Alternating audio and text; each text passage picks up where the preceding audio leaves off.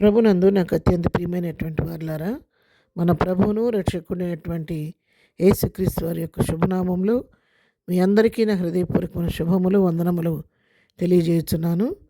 ఉదయకాల సమయంలో దేవుని వాక్యాన్ని ధ్యానం చేసుకుందాము. ఈరోజు కొంచెం లేటుగా మెసేజ్ పెడుతున్నందుకు దయతో మన్నించండి. కొన్ని అనివార్య కారణాల వలన కొంచెం ఆలస్యమైంది. దయతో మన్నించి మరి సహకరించవలసిందిగా వేడుకుంటున్నాను. మరి ఈరోజు వాక్యధ్యానం కొరకు మనం తీసుకున్నటువంటి లేఖన భాగము రోమీలకు రాసిన పత్రిక 12వ అధ్యాయము 2వ వచనం చదువుకుందాం. మీరు ఈ లోక మర్యాదను అనుసరింపక ఉత్తమమును అనుకూలమును సంపూర్ణమునయున్న దేవుని చిత్తమేదో పరీక్షించి తెలుసుకున్నట్లు మీ మనస్సు మారి నూతనమొగట వలన రూపాంతరము పొందుడి. ఆమేన్. దేవుని నామమునకు మహిమ కలుగును గాక. ఈ వాక్య భాగాన్ని మనం గమనించినట్లయితే మరి ప్రియమైనటువంటి వాళ్ళారా, ఇక్కడ మీరు ఈ లోక మర్యాదను అనుసరింపవద్దు. అక్కడ దాని లోక అనే దగ్గర రెండని వేయబడింది కదా. ఫుట్నోట్లో మనం చూసినట్లయితే అడుగుజాడల పట్ల నశక్యములు అని రాయబడింది. అంటే ఈ లోక అడుగుజాడలను బట్టి, ఈ లోక పోకడలను బట్టి, ఈ లోక తీరుని బట్టి, ఈ లోక పద్ధతులను బట్టి, ఆచారాలను బట్టి మీరు నడుచుకోవద్దు, కానీ మీ లోక మర్యాద చొప్పున మీరు అనుసరించవద్దు. కానీ దేవుని దృష్టికి అసలు ఉత్తమమైంది ఏదో, అనుకూలమైంది ఏదో, సంపూర్ణమైన దేవుని చిత్తం మీద మీ పట్ల తెలుసుకోండి.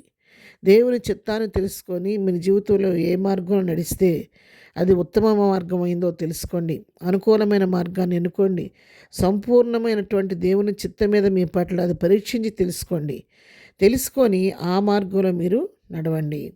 లోక మర్యాద చొప్పున అనుసరించి నడిస్తే మీకు దైవికమైనటువంటి ఆశీర్వాదాలు, దీవెనలు పొందుకోవడానికి అంత అవకాశం ఉండదు. కాబట్టి దేవుని చిత్తానికి విధేయులమైనప్పుడు ప్రభు మనలను ఇహపరమైన దీవెనలతో నింపి ఆశీర్వాదాలకు పాత్రుడిగా చేస్తాడు. కాబట్టి లోకాన్ని విడిచిపెట్టండి, లోక భోగాలను విడిచిపెట్టండి, లోక మర్యాదను విడిచిపెట్టండి.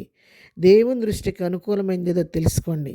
అసలు నీ పట్ల, నీ కుటుంబం పట్ల దేవుని యొక్క సంపూర్ణమైన చిత్తమేదో బావుగా పరీక్షించి దాన్ని తెలుసుకొని మీ మనస్సు మారి నూతనమొగటి వలన రూపాంతరము పొందుడి.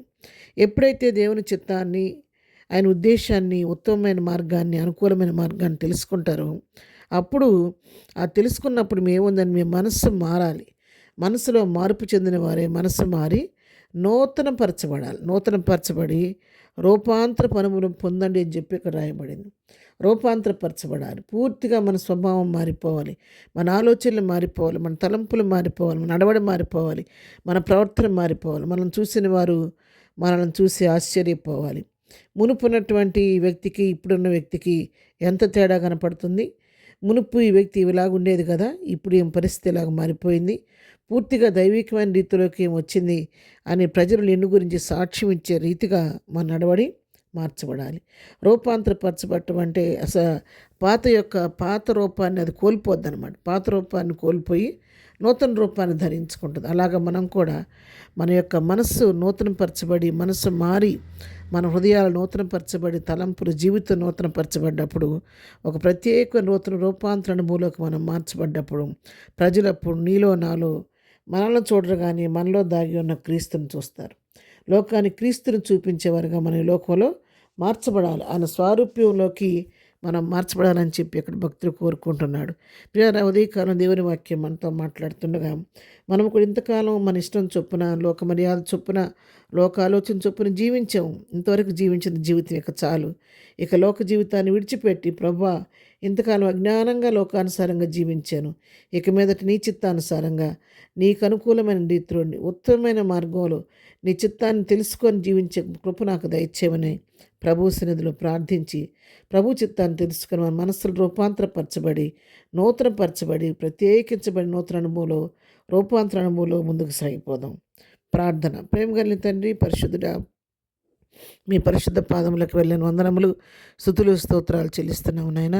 ఉదయకాలం మాకు ఇచ్చిన ఈ వాక్య భాగాన్ని బట్టి నీకు వందనాలు తండ్రి. నీ స్తోత్రాలు ప్రభువా. మా జీవితాల్లో మా ఆలోచన చొప్పున, మా ఇష్టం చొప్పున మేము జీవించడం కాదు, కానీ మునుపు ఆ విధంగా ఇంతకాలం నడిచి నష్టపోయాం. ఇక మీదట నిశ్చిత్తానుసారంగా జీవించి మా మనసులు మారి నూతనపరచబడి రూపాంతరణములోకి మేము మార్చబడి లోకాన్ని చూపించే వరకు మమ్మల్ని సిద్ధపరచండి. ఇదనం మేము చేయి పని పాటలు రాకపోకలో తోడుగా ఉండండి. ఇదనం బర్త్డే మ్యారేజ్ చేసుకుని బిడ్డలను దీవించి ఆశీర్దించి ప్రతి వారి పట్ల కృప విస్తరింప చేయమని యేసునామములో ప్రార్థించడి పొందుకొని ఉన్నాము తండ్రి. ఆమెన్. ప్రభు కృప సదాకాలం మనందరికీ తోడయుండి నడిపించును గాక. ఆమెన్.